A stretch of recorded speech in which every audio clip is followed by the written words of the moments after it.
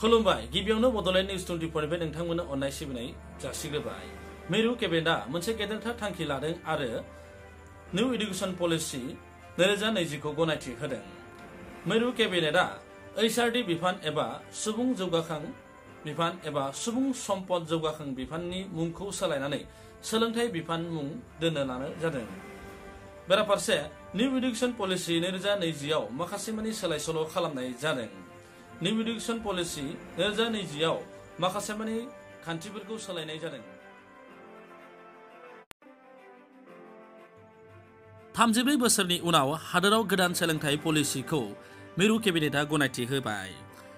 सोलिफुबाय थानाय सोलोंथाइ राहायाव 10+2 नि सोलोंथाइ खान्थि एबा राहा दंमोन, नाथाय गोदान सोलोंथाइ राहायाव बेखौ सोलायना 5+3+3+4 खालामदों।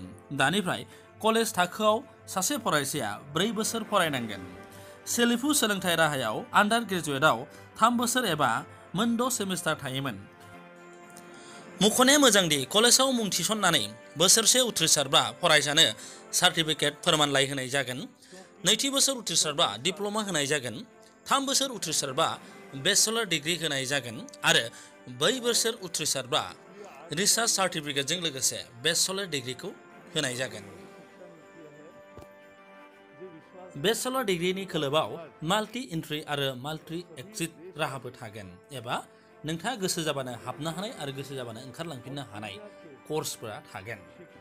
लोगोसे एकाडेमिक बैंक अफ क्रेडिट राहा दोननाय जागोन।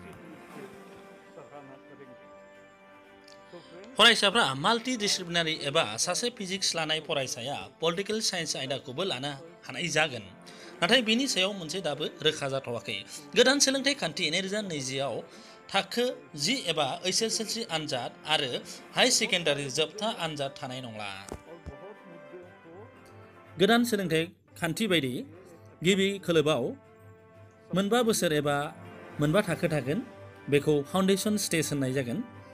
गिबियाव 3 बोसोर प्रि प्राइमारि, बेनि उनाव थाखो 1 आरो थाखो 2।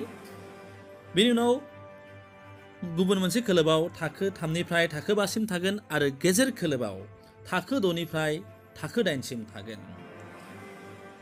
गोजौ खोलोबाव थाखो 9 निफ्राय थाखो 12 सिम थागोन, नाथाय बे खोलोबाव सेमिस्टार जागोन। मोनफ्रोमबो बोसोरावनो मोननै सेमिस्टार थागोन। 6 दानाव मोनसे सेमिस्टार आरो गुबुन मोनसे 6 दानाव गुबुन मोनसे सेमिस्टार। बेबायदिनो थाखो 9 निफ्राय थाखो 12 सिम मोन 8 सेमिस्टार थागोन। मख'नाया मोजांदि सोलिफु सोलोंथाइ राहानि बायदि हायार सेकेन्डारियाव स्ट्रिमनि राहा थानाय बायदि, नाथाय बे गोदान सोलोंथाइ खान्थियाव स्ट्रिमनि राहा थानाय नंला।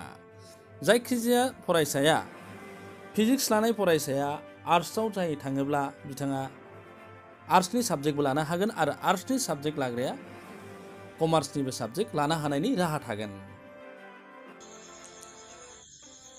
दिनैनि रादाबा एसेनोसै। नोंथांमोना बड'लेण्ड निउज 24 खौ मोजां मोनोब्ला साबस्क्राइब खालाम, लाइक खालाम आरो शेयार खालामनो दाबाव। नोंथांमोननि मददआनो जोंनि थुलुंगा। गोजोन्थों।